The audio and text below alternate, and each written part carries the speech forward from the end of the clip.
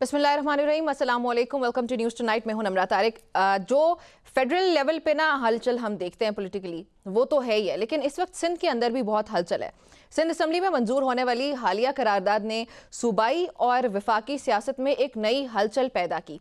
ये मामला अब महज एक पार्लिमानी कार्रवाई नहीं रहा, बल्कि जो आइन है, वफाकी ढांचा है, सूबाई खुद मुख्तारी और फिर कौमी यूनिटी, उसके सवाल से जुड़ चुका है। करारदाद के जो मतन है, अगर वो मैं आपसे शेयर करूँ तो उसके मुताबिक वफाकी तर्ज हुक्मरानी, इख्तियारात की तकसीम और बाज़ आइनी नकात पर शदीद तहफ़्फ़ुज़ात का इजहार किया गया, जिसे नाकदीन ने मरकज़ के इख्तियारात के खिलाफ एक सियासी पैगाम करार दिया।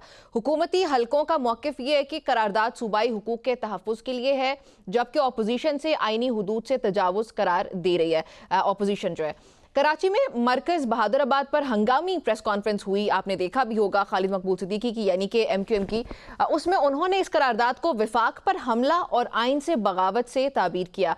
उनका कहना था कि सिंध असम्बली से ऐसी करारदाद मंजूर की गई है जो पाकिस्तान के आइनी स्ट्रक्चर को चैलेंज करती है और एक मखसूस सियासी बयानिए को ही सिर्फ तकवीत मिलती है। उन्होंने इल्ज़ाम यह भी आयद किया कि एक मसनूई अक्सरियत के जरिए सूबे पर कब्जा जमाकर शहरी इलाकों के हुकूक सल्ब किए जा रहे हैं। उनके मुताबिक मरदमशुमारी में कराची की आबादी को नुमाया तौर पर कम जाहिर किया गया, जिसके बायस वसाइल और नुमाइंदगी में नाइंसाफ़ी हो रही है। ज़राए के मुताबिक जो प्रेसिडेंट हैं, उन्होंने कराची की अबतर सूरत हाल पर शदीद बरहमी का इजहार किया और बरहमी का इजहार करते हुए CM सिंध और मेयर कराची से बराह रास्त बाज़पुरस भी की। उन्होंने वाज़े अल्फाज में कहा और ये सवाल भी उठाया कि जब वसाइल, इख्तियारात और फंड्स मौजूद हैं तो नताइज क्यों नज़र नहीं आ रहे। उन्होंने उनसे पूछा है कि क्या तुम लोगों को किसी पैसों की कमी है, फंड्स की कमी है, किस चीज़ की कमी है जिसकी वजह से इस वक्त पीपल्स पार्टी की हुकूमत है और नताइज नज़र नहीं आ रहे। तो फिर साथ ही प्रेसिडेंट ने यह भी कह दिया कि 3 महीने के अंदर अवामी शिकायत में मुझे नुमाया कमी और ज़मीनी सतह पर वाज़े फ़र्क दिखाई देना चाहिए। बताया गया कि उन्होंने कराची का मुवाजना लाहौर से भी किया और लाहौर से मुवाजना करते हुए तरक्याती मंसूबों में ताख़ीर पर नाराज़गी जाहिर की और कहा कि अगर अंडरपास 60 रोज़ में बन सकता है तो कराची में क्यों नहीं बना। अगर आपने यही जानना है तो आप दारुल हुकूमत का रुख भी कर सकते हैं। उन्हें दारुल हुकूमत जैसी सड़कें और रफ्तार चाहिए, ताख़ीर किसी सूरत काबिल कबूल नहीं होगी। ये प्रेसिडेंट की बात मैं आपसे शेयर कर रही हूँ। अच्छा, इसमें इंटरेस्टिंग बात यह भी है कि MQM पाकिस्तान ने इस मौके पर एक बार फिर कराची को वफाकी हैसियत, तो पहले हम देख रहे थे कि यह मुतालबा किया था MQM की जानिब से कि कराची को वफाकी हैसियत मिलनी चाहिए, लेकिन ये जो तमाम तरह अभी डिबेट नई तरह से शुरू हुई है वो इसलिए क्योंकि MQM ने ये डिमांड की कि कराची को एक अलग सूबा बनाया जाए। उसी के खिलाफ वापस सिंध की तकसीम नामंजूर के नाम से जो करारदाद आई है, ये पास भी हुई सिंध असम्बली से, तो ये हलचल उससे शुरू हुई है। पार्टी क़यादत जो है MQM की, वो ये कहती है कि मुल्क का जो मुआशी मरकज़ होने के बावजूद कराची को इंतज़ामी या मौली और सियासी इख्तियारात से महरूम रखा गया है। उनके मुताबिक अगर आइन के तहत नए सूबे बन सकते हैं तो वफाकी दारुल हुकूमत की तर्ज पर कराची को खुसूसी वफाकी स्टेटस देने पर गौर करना चाहिए। ये पहले उनकी डिमांड थी। इसमें कन्फ्यूजन भी हमें खुद भी नज़र आ रही है कि MQM की पहले ये वफाकी स्टेटस वाली खबरें सामने आई और अब जो है वो ये कह रहे हैं कि एक अलग सूबा होना चाहिए और वसाइल जो हैं उनकी मुनसिफाना तकसीम होनी चाहिए। कराची को एक बाकायदा अलग सूबे के तौर पर फंक्शन करना चाहिए क्योंकि ये एक बिजनेस हब है, ट्रेड हब है और कराची की जो आवाम है वो सबसे ज़्यादा रेवेन्यू जनरेट तो करते हैं, लेकिन उनको उनके मुतालिबात पूरे नहीं होते, उनके जो लाइफ स्टाइल है उसमें कुछ बेहतरी नज़र नहीं आ रही है। तो ये MQM ये कह रही है कि हम आवाम की आवाज़ बनते हुए एक अलग सूबाई इख्तियार के लिए ये कोशिश कर रहे हैं। और इस टॉपिक पे बात करने के लिए मुझे MQM के रहनुमा फ़ारूक सत्तार साहब ने ज्वाइन किया। फ़ारूक साहब, बहुत शुक्रिया आपका मुझे प्रोग्राम में ज्वाइन करने के लिए। इस वक्त MQM जो है वो सिंध असम्बली में मंजूर होने वाली करारदाद को आइन से मुतसादिम करार दे रही है। सर, आप ये वाज़े कर सकते हैं कि आइन की कौन सी मखसूस शिक है जो जिसके खिलाफ वर्जी हुई है? जो आइन की शिक उन्होंने कोट की अपनी इस करारदाद में 239 मेरे ख्याल में है, वो 239। असल में उसका मकसद ये है कि जब बाकायदा कोई सूबे का मूव हो और कोई ये तय हो कि इस पर एक हमें सूबाई असेंबली में करारदाद पेश करनी है और हाँ या ना में ऐवान से जवाब लेना है, तो ये उस मौके पर इस्तेमाल होती है कि जब ये सवाल पूछा जाए कि क्या सिंध के अवाम या असेंबली की अक्सरियत कोई नया सूबा बनाना चाहती है या नहीं बनाना चाहती। उस दोनों सूरतों में करारदाद आती है। तो ये उन्होंने एक्चुअली अपने 18 साल की जो बदतरीन और करप्ट तरीन हुक्मरानी है, जो बेदर्दी के साथ, बेहिसी के साथ और हठ धर्मी के साथ जो लूटमार की है, उसको बचाने का ये सारा गोरख धंधा है, ये बात इन्होंने की है। देखें, कराची के अवाम ने तो सिर्फ ये सवाल पूछा है कि अब हमारे मुस्तकबिल का कोई फैसला किया जाए, अब हमारे जुमला बुनियादी मसाइल का कोई हल निकाला जाए, अब हमें भी पाकिस्तान के एक आम शहरी की तरह हमारे साथ भी सलूक हो, बराबरी का सलूक हो। हम 65% वफाकी हुकूमत को देते हैं कौमी खजाने में, हम सूबाई हुकूमत को 90% देते हैं, हम एक्सपोर्ट 55% कराची से होती है, और अब कराची पाकिस्तान का वाहिद कौमी शहर है। और सिर्फ इस लिहाज से नहीं कि माशी और माली तौर पर कराची का एक नुमाया किरदार है, बल्कि इसकी हैयत, इसकी जो नौयत और इसकी जो हमगीरियत है, तो इसकी फारूक साहब, डेमोग्राफी है। इसका हल फिर एमक्यूएम क्या सजेस्ट करती है? एमक्यूएम की तरफ से मैं ये आपकी देता हूँ। कुछ दिन पहले हमने ये देखा कि जो डिमांड आई थी वो ये थी कि कराची को वफाक के हवाले किया जाना चाहिए। अब जो बहस छिड़ी है वो ये कि कराची को एक अलग सूबा बनाया जाए। तो ये दो अलग अलग चीजें एमक्यूएम चाहती क्या है? देखें, एमक्यूएम दरअसल कराची के अवाम के जो जज्बात है उसकी तर्जुमानी कर रही है और उनके लिए आवाज उठा रही है। अच्छा। और इसका सबूत पता है कैसा आएगा? देखिए, 3-4 हल है। एक तो पूरे पाकिस्तान के 144 शहर है ना, और जिले, और कराची उसमें से एक है। तो इन 144 शहरों को 28वीं आईनी तरमीम में अब एक मकामी खुद मुख्तारी और एक शहरी खुद मुख्तारी दे दी जाए, और एक आज़ाद, बाइख्तियार, बावसीला, मौसर बल्दियाती निज़ाम कायम किया जाए, जिसके लिए हमारी आईनी तरमीम है कि 140 ए को मौसर बनाया जाए और उसको वाज़े किया जाए। थोड़ा सा उसमें अभाम है, और उसकी वजह से हर सूबाई हुकूमत ने अपनी असेंबलियों से ऐसे बल्दियाती कवानीन वज़ा की हैं जो खुद आर्टिकल 140 ए से मुतसादिम है। तो हमने उसकी स्पिरिट को सामने रखा है। हमने सुप्रीम कोर्ट से भी ये केस जीता हुआ है। सुप्रीम कोर्ट ने भी हमारी आवाज में आवाज मिलाकर कहा कि ये जो एमकेएम की इंटरप्रिटेशन है 140 ए की सही है, और 144 शहरों को ये इख्तियारात, ये वसाइल, ये उन्हें जो है मिलना चाहिए। तो अब ये कोई सूबा असेंबली दे नहीं रही, तो या तो सबके लिए इकट्ठा हल निकाल ले, और यही पाकिस्तान के मुस्तकबिल की जमानत है, बका, सलामती, मजबूती, इस्तेहकाम और तामीर और तरक्की, इसकी जमानत है। यानी कि एमक्यूएम ये चाहती है कि कराची जो है वो एक अलग सूबे के तौर पे फंक्शन करे। ये अगले मरहले में आता है। और पहला मरहला तो है कि भाई 140 ए के तहत आप आईनी तरमीम करके 140 ए में जो हमने नुकात डाले हैं जो तरमीम में, वो आइन का हिस्सा बना दे और 140 ए को रीडिफाइन कर दें, री-स्ट्रेंथन कर दें। पहला तो ये। लेकिन दूसरा जो, और इसमें ये आईनी तरमीम में 2/3 आपको चाहिए।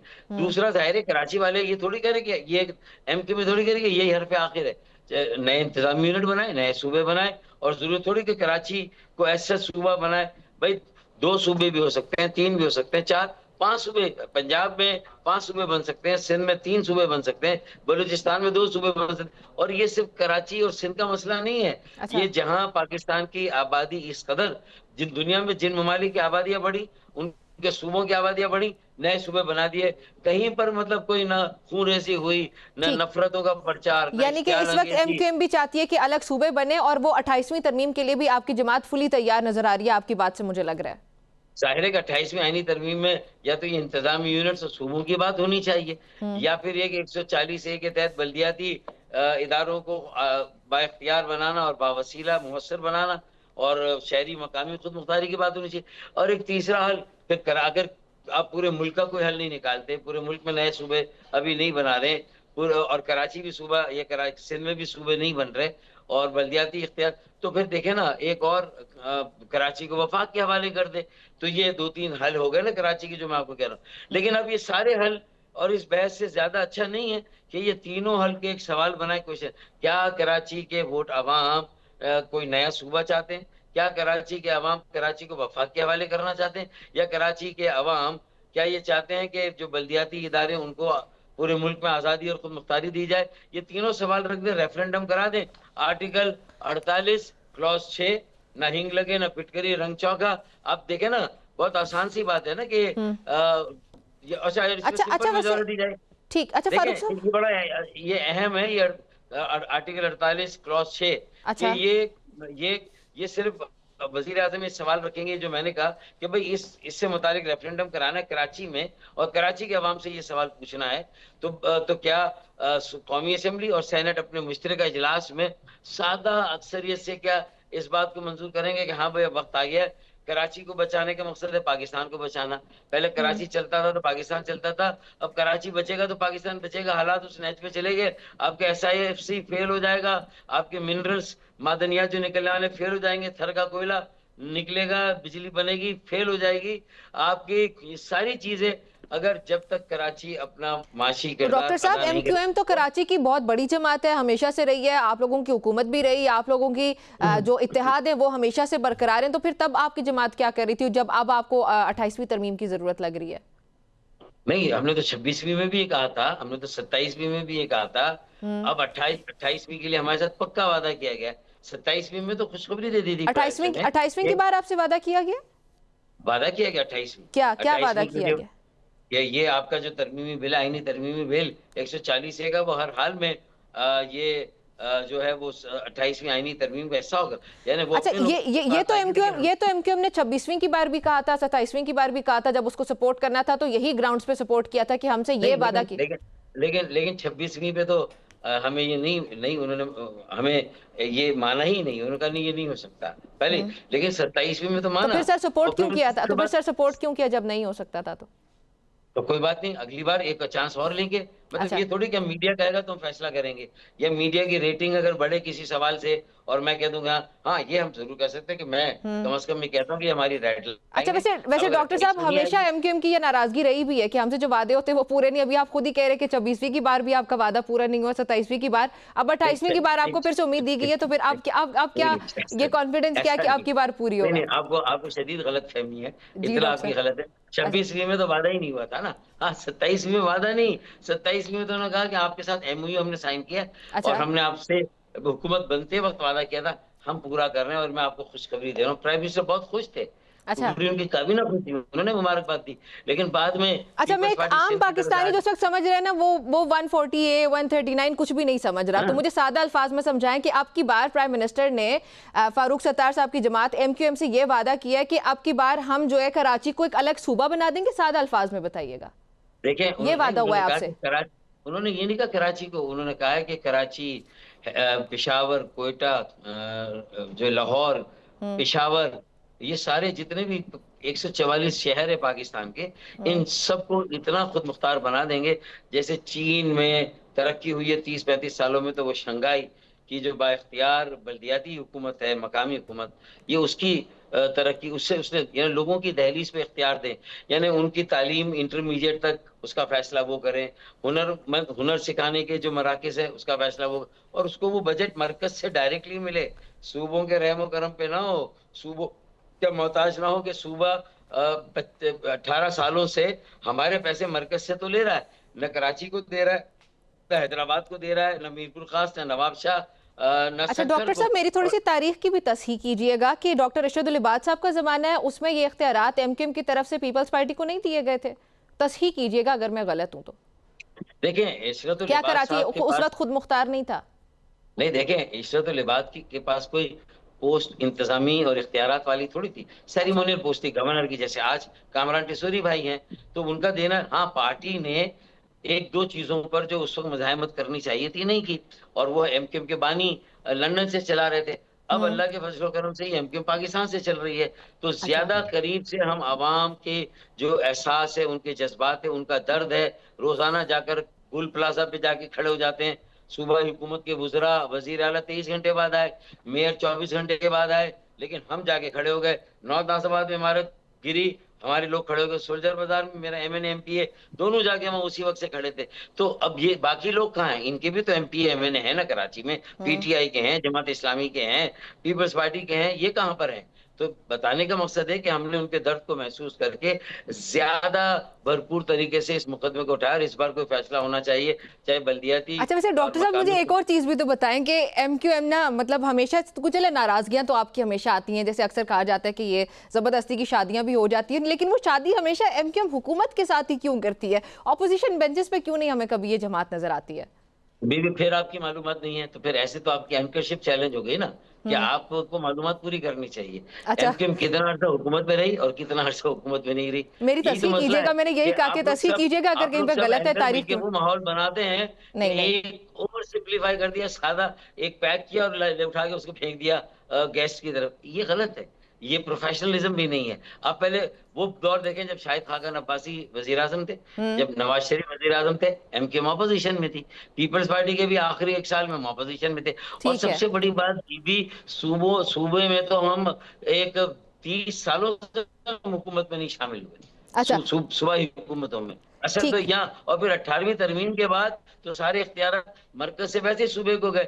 अब वहां पर अगर मिल भी जाएंगे तो अगर वजीर तालीम है हमारे पास, तो वो कहाँ पर है? इस्लामाबाद के स्कूल और कॉलेजेस, कराची, लाहौर, पेशावर, कोयटा में तो खालिद भाई का कुछ नहीं है। मुस्तफा कमाल हेल्थ मिनिस्टर है, पिम्स हॉस्पिटल, पॉली क्लिनिक और इस्लामाबाद के अस्पतालों के, यहाँ तो कुछ भी नहीं है। तो अच्छा इसका मतलब है कि आपको ये सारी बातों की मालूमात होगी ना, तो जी आपके सर, सवालात ज्यादा रेलिवेंट हो जाएंगे। बिल्कुल। लेकिन अगर आप ये सारी चीजों में कच्चे होंगे तो फिर ये कि मेरे लिए मुश्किल होगी, सारी चीजें ट्रू समझाना भी ट्रू पड़ेगा ट्रू ट्रू और ट्रू जवाब भी देना आप पड़ेगा। ठीक कह रहे, आप ठीक और कह रहे फिर फारूक साहब, आप ठीक कह रहे। अच्छा अच्छा, मुझे आखिरी बात ये कर दूं जी कि सर। कराची माशी और माली तौर पर भी पाकिस्तान का कौमी शहर है, कोई और कौमी शहर नहीं। और यहाँ पाकिस्तान का अल्हम्दुलिल्लाह अब हर जबान बोलने वाला रहता है, सिर्फ उर्दू, कोकनी, पूर्वी और गुजराती मेमन नहीं।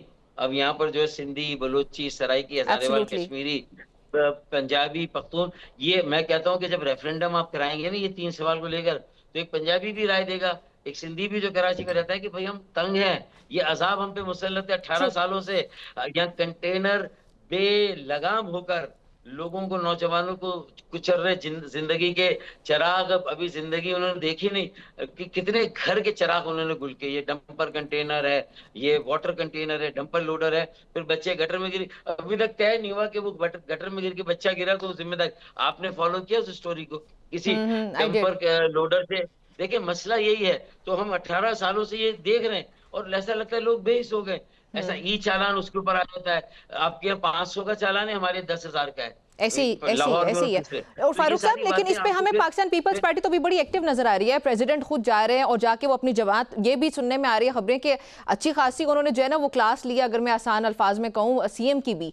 और उन्होंने कहा है कि 3 महीने के अंदर, मुझे 3 महीने के अंदर नताइज चाहिए हैं। तो आपको क्या लगता है कि अब जो कराची के मसाइल हैं वो या एमक्यूएम के ये जो सजेशन है उससे हल होंगे, या जो प्रेसिडेंट ने इस वक्त ऑर्डर कर दिया है अपनी पूरी जमात को, अपनी तमाम तर लीडरशिप को कि एक्टिव हो जाए और 3 महीने के अंदर मुझे रिजल्ट चाहिए, तो क्या रिजल्ट लेके आएगी पीपल्स पार्टी? इसका मतलब हमारी अब ऑपोजिशन, हमारे बयानात, हमारी प्रेस कॉन्फ्रेंस और ताबड़तोड़ जो हमले करके, हमने तो कल निकाल दिया कि मंजूर काका नाम के बदनामे जमाना अफसर को 6 साल तक जिस पे मुकदमा था और जिसमें सजा रखी हुई थी, वो मुकदमा जो है वो 2009 में पीपल्स पार्टी की हुकूमत ने वापस लिया।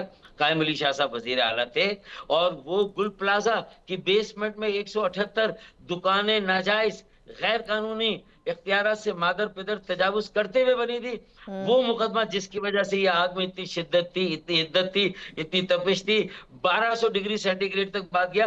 पाउडर जो इंपोर्ट किया था 2 करोड़ रुपए का, सिर्फ वो एक मार्केट के हिस्से के लिए सिर्फ था, वो भी इस्तेमाल नहीं हुआ, वो भी पड़ा हुआ आज स्टोर के अंदर। और पानी, ये आग के लिए जहर कातिल है, ये आग और भड़कती है इस पानी से, और पानी भी मिलना हाइड्रेंट से। ये सारी बातें वो ही तो सानवी है। बात यह कि 178 दुकानें क्यों बनी, किसने बनने दी, और अगर बनी थी नेमतुल्लाह के दौर में जो जमात इस्लामी के, तो फिर जमात इस्लामी को भी कटहरे में तो फिर खड़ा करें, एसपीसीए पीपल्स जैसे पार्टी को इदारे भी क्या खड़ा कर रहे करें, थे? और दोनों को जिम्मेदार ठहराए। ये इंक्वायरी कमीशन ने हमें सुनने से इनकार कर दिया, तो इसीलिए तो कहते हैं कि रेफरेंडम कराएं, हम पर से ये अजाब, अल्लाह के वास्ते हमें इससे निजात दिलाएं, और हमें अब जो है वो हमें हमारी हमारी अच्छा, हमसे हमारी ठीक मुस्तकबिल के ठीक। बारे में कोई राय ली जाए। अच्छा फारूक रेफरेंडम राय है। साहब, जी जी जी, रेफरेंडम राय है। आपने कहा कि जो मुस्तकबिल से मुतालिक इस वक्त प्राइम मिनिस्टर भी बहुत खुश आपको नजर आ रहे हैं, और एमक्यूएम हमें इस वक्त नजर आ रही है 28वीं तरमीम के लिए। अभी जो 28वीं तरमीम की बात हो भी रही है, जिसमें ये एक्सपेक्ट किया जा रहा है कि शायद ये ईद के बाद हो भी जाएगी, पाकिस्तान पीपल्स पार्टी तो सर उसके बिल्कुल खिलाफ है, खासतौर पर सूबों की तकसीम को लेकर। तो पाकिस्तान पीपल्स पार्टी की वो रेड लाइन है। तो आपको क्या लगता है कि किस तरह से ये मुमकिन हो पाएगी 28वीं तरमीम, जब पाकिस्तान पीपल्स पार्टी उसके साथ? पाकिस्तान पीपल्स पार्टी तो पीपीपी है ना, हम्म। पीपीपी खिलाफ नहीं है, अच्छा एसपीपी है, सिंध पीपल्स पार्टी है, एसपीपी उनका नया नाम है, वो अच्छा सिंध पीपल्स पार्टी है। हाँ, अच्छा। पंजाब में अली हैदर गिलानी से पूछ ले, यूसुफ गिलानी से पूछ ले, उन्होंने तो सूबों की सारी करारदादें भी मंजूर की, पूरे मुल्क पे बनने चाहिए। उन्होंने तो बल्दियाती इख्तियार, शहरी खुद मुख्तारी, क्योंकि वो प्रोग्रेसिव लोग तो हैं, सर ये उन्होंने अपने सिंध विजन को सिंध देख लिया है। पीपल्स पार्टी ये तो ये सबसे सूबे बनने ही नहीं देगी, खासतौर पे कराची को। तो ये फिर किस तरह से मुमकिन होगी 28वीं तरमीम? ये रेफरेंडम के जरिए से मुमकिन होगा। आइन में अच्छा। रास्ते तो है ना बीबी, ये आइन तो जुल्फिकार अली भुट्टो शहीद का है, जिसकी रूह से आज इन्होंने रूगर्दानी की है।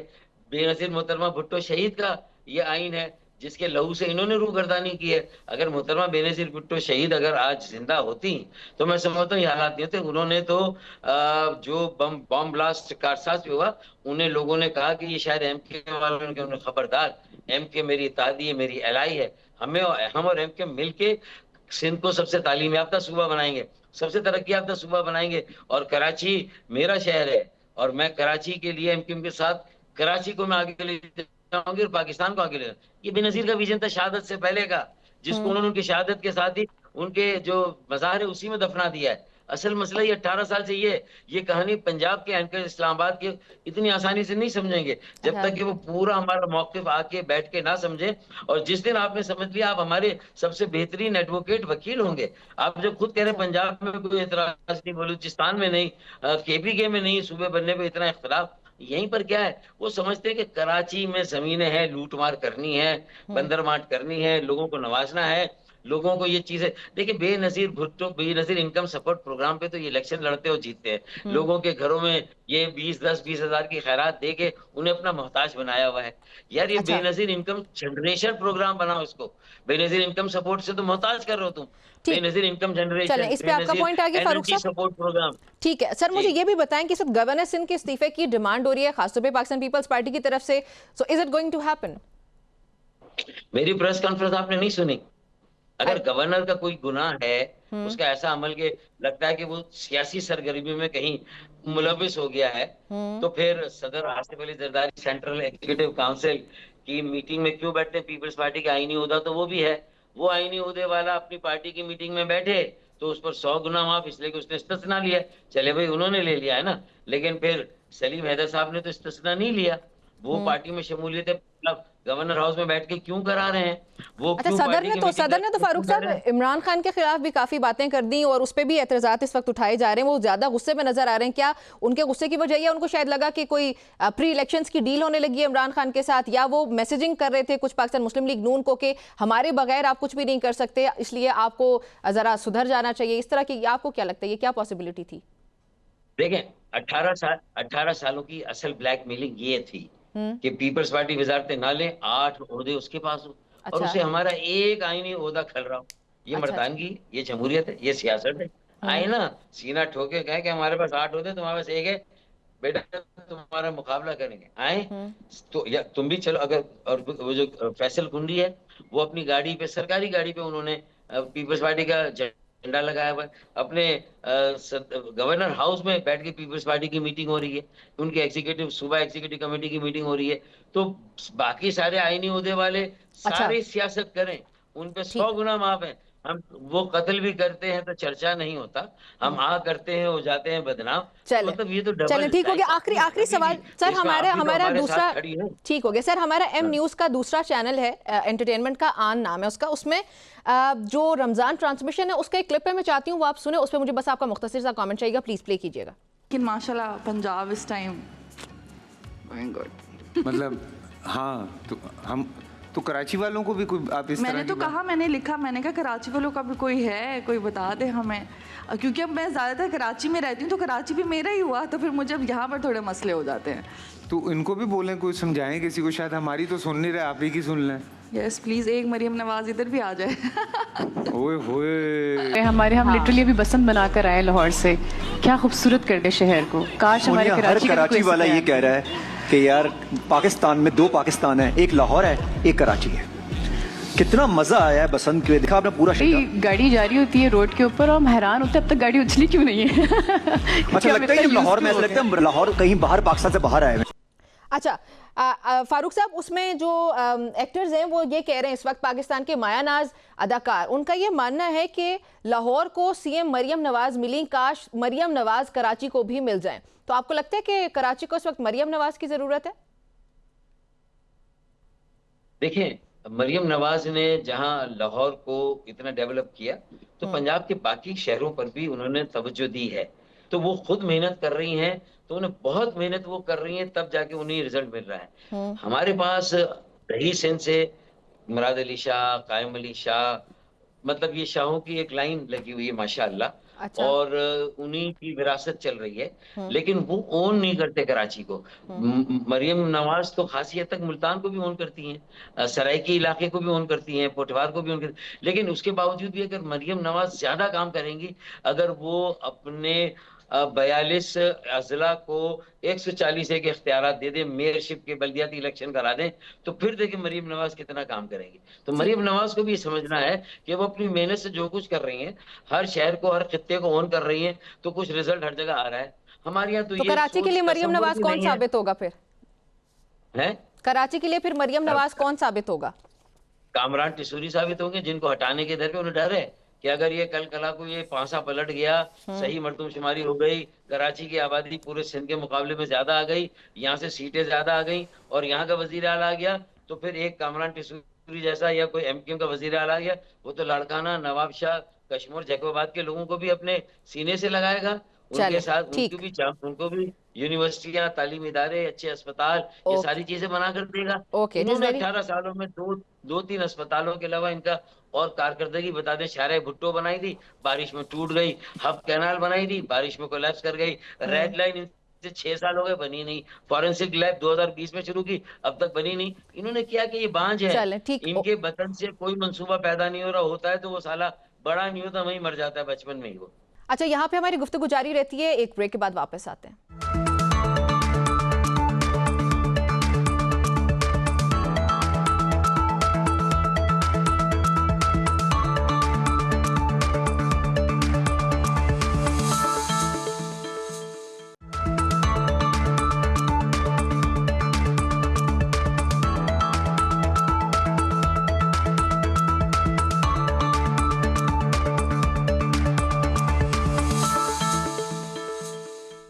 जी, welcome back to news tonight. इस वक्त हम रुख करेंगे विफाक की तरफ। अच्छा, विफाक में जो आज की बड़ी डेवलपमेंट्स है उसमें तो इमरान खान का दूसरा जो डोज है इंजेक्शन का वो उनको मिला, उस पर पाकिस्तान तहरीक इंसाफ के अपने रिजर्वेशन उसी तरह से बरकरार हैं, उनका एहतजाज बरकरार है, हुकूमत अपने मौक़िफ़ पर डटी हुई नज़र आती है।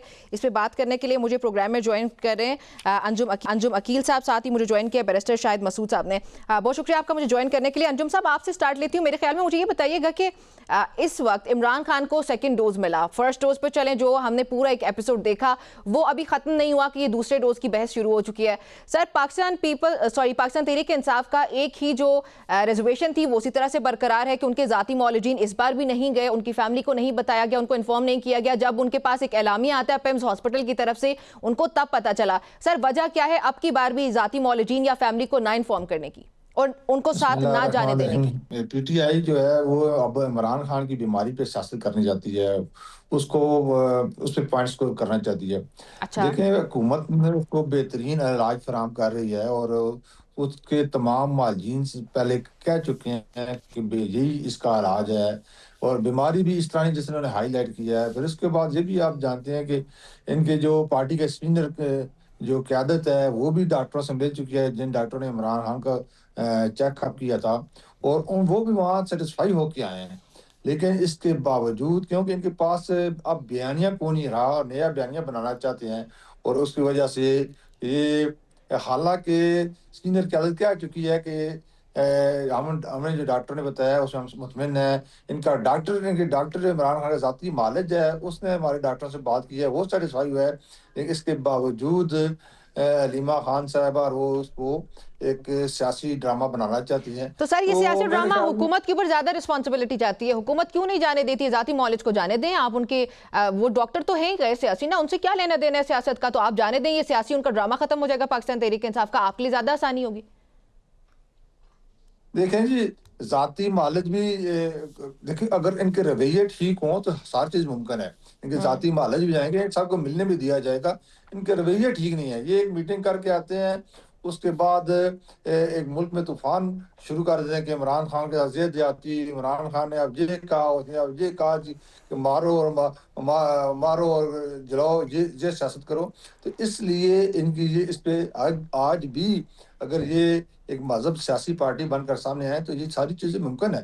तो इससे पहले भी मुमकिन थी, मुलाकात भी जारी। चले, गैर महज़ब जमात के भी रिप्रेजेंटेटिव इस वक्त मेरे साथ मौजूद हैं। शाहिद साहब, बैरिस्टर साहब, एक तो आप लोग महज़ब नहीं बनते हैं, आप लोग महज़ब बन जाएं, आप लोगों को क्या मसला है? आप लोग जब तक महज़ब नहीं होंगे तब तक हुकूमत आपको जाने नहीं देगी इमरान खान से मिलने के लिए, तब तक उनके डॉक्टर्स उनसे नहीं मिल सकेंगे, क्या प्रॉब्लम है? बिस्मिल्लाहिर्रहमानिर्रहीम। Thank you very much for inviting me in your show. मुझे एक्चुअली जो वकील साहब की आवाज नहीं आ रही थी, लेकिन जो आपने बात की है मैं उस पर बात करता हूँ। देखें, किसी जगह पे जेल मैनुअल के अंदर या इस्लामाबाद हाई कोर्ट के ऑर्डर के अंदर या आईने पाकिस्तान के अंदर अगर तो ये लफ्ज मिलता है कि मुहज़्ज़ब होना जरूरी है, जब आप जाकर मिलें अपने किसी रिश्तेदार से या वकील जाकर मिले अपने क्लाइंट से, माजद के साथ तो फिर आपको तो इंटरप्ट मुझे कर रही हूँ, समझ लेकिन इसमें आती लॉ है। मिनिस्टर ने कहा है कि जाती डॉक्टर नहीं जा सकते, ये जेल मैनुअल की कोई इस तरह का रूल नहीं है। मुझे बताएं कि फिर डॉक्टर अदनान नवाज शरीफ साहब के साथ क्या करते थे हर वक्त? जब जरदारी साहब जेल के अंदर मौजूद थे तो उनके क्या जाती मॉलेज वहां पे नहीं जाते थे? जब बेनजीर भुट्टो साहिबा मौजूद थी क्या नहीं जाते थे? ये बिल्कुल एक गलत किस्म की तशरीह करते हैं, गलत किस्म की बात करते हैं, जिसके अंदर ना तो किसी आइन और कानून का हवाला है। देखिए, जेल मैनुअल 1890 की है। अंग्रेज के दौर के अंदर भी जब यहाँ पे एक हुक्मरान था और बाकी सब महकूम थे, उस जमाने में भी रिश्तेदारों को जो है मुलाकात करने का हक हासिल था, और ये बुनियादी इंसानी हक है। और इसके ऊपर तो एलिस एडवर्ड जो अच्छा, तो फिर इस पे रेपेटर अलीमा है, खानम यूनाइटेड ने नेशन क्यों नहीं जाने दिया? इस पे हुकूमत खुद कह रही है कि अलीमा खान ने ये मसला किया, हमने तो उनको दावत भी दी थी, बैरिस्टर गोहर को भी बुलाया था, Rana Sanaullah kept saying this कि वो खुद ही नहीं आए। फिर उसके बाद अलीमा खान, कासिम खान का नाम दिया था, अलीमा साहिबा ने कहा कि नहीं वो नहीं जा सकते हैं, तो फिर ये आपकी तरफ से गलती हुई? देखें, ये सरीहन एक गलत बात है और उसकी सख्ती से मैं तरदीद करता हूँ। अच्छा, डॉक्टर जो जो जो नाम कासिम खान साहब का आया वो हुकूमत की तरफ से खुद इन्होंने दिया। जिस नाम के ऊपर हमने डॉक्टर बरकी का कहा, हमने डॉक्टर आसिम यूसुफ का कहा, हमने डॉक्टर फैसल सुल्तान का कहा, ये इमरान खान के जाती मौलिज थे और ये कहते थे कि आप जो है किसी शख्स को, हम ये मुनासिब समझते थे। डॉक्टर नौरीन, डॉक्टर उस्मा है, इमरान खान की बहन है, उनको पता है, वो क्योंकि इस फील्ड की है, जाकर देख सकती थी कि वहां पे इलाज मुआवजा क्या सही हो रहा है। वो जाकर अपने भाई को देख सकती थी और देखने के बाद एक अच्छा, चीज वैसे सामने आ आपकी बार बैरिस्टर साहब, कोई हुकूमत ने इससे पहले आपको बताया कि आज दूसरा इंजेक्शन लगने लगा है इमरान खान को? क्योंकि बार बार हमने तारिक फजल चौधरी साहब की भी जो है वो ऑफर थी कि हम उनको ऑफर करते हैं कि आप आएं हमारे साथ मिलें, बैठें, तो हम मामलात को तय कर लेते हैं, और ये डॉक्टर्स जो हैं उनसे जब मुलाकात होगी तो आप अपने जाती डॉक्टर्स भी देख सकते हैं, या कुछ इस तरह की बात हुई थी। तो इस पे अब की बार हुकूमत बिल्कुल खामोश रही है? देखिए, यही तो बदनीयती है हुकूमत की। पिछली दफा भी आपको याद होगा कि जब इमरान खान साहब को हॉस्पिटल लेकर आया गया, उसके बाद 4 दिन बाद एक रिपोर्टर जो पाकिस्तान के थे, उन्होंने इस चीज को ब्रेक किया कि ये इमरान खान साहब पिम्स हॉस्पिटल गए, और उसके बाद ये तशवीश लाक हुई। और फिर हुकूमत 4 दिन तक तो डिनाई करती रही पहले कि जी हम तो लेकर ही नहीं गए, इमरान खान साहब की सेहत बिल्कुल ठीक है, पिम्स हॉस्पिटल आए नहीं। और उसके बाद फिर जो है वो इंफॉर्मेशन मिनिस्टर ने आकर कहा जी ये मामला हुआ था। उसके बाद तो ये सारी तशवीश लाक हुई कि हुकूमत को क्या जरूरत थी इस चीज को छुपाने की। एक कैदी है, उसकी सेहत का मामला है, आप छोड़ दें कि वो साबिक वजीर आज़म पाकिस्तान है, वो सबसे बड़ी सियासी जमात के लीडर हैं, वो एक इंसान तो हैं, और इन बाहैसियत इंसान उनका ये हक था कि जब उनको हॉस्पिटल शिफ्ट किया जा रहा था, उनकी फैमिली को बताया जाता, वहां पे उनकी फैमिली से कॉन्सेंट लिया जाता, उनकी फैमिली को एतमाद में लिया जाता। और इस दफा भी यही हुआ। इस दफा भी राब्ता नहीं किया गया।